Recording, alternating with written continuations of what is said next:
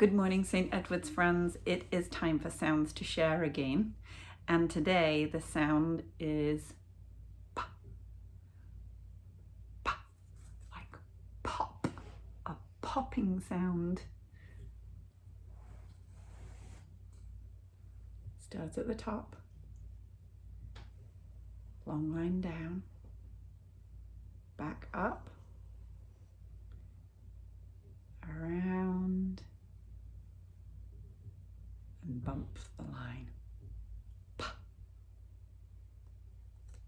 And something that I made this morning in my kitchen begins with the p sound. As I was looking around my house for something beginning with p, Henry reminded me of what I'd made this morning.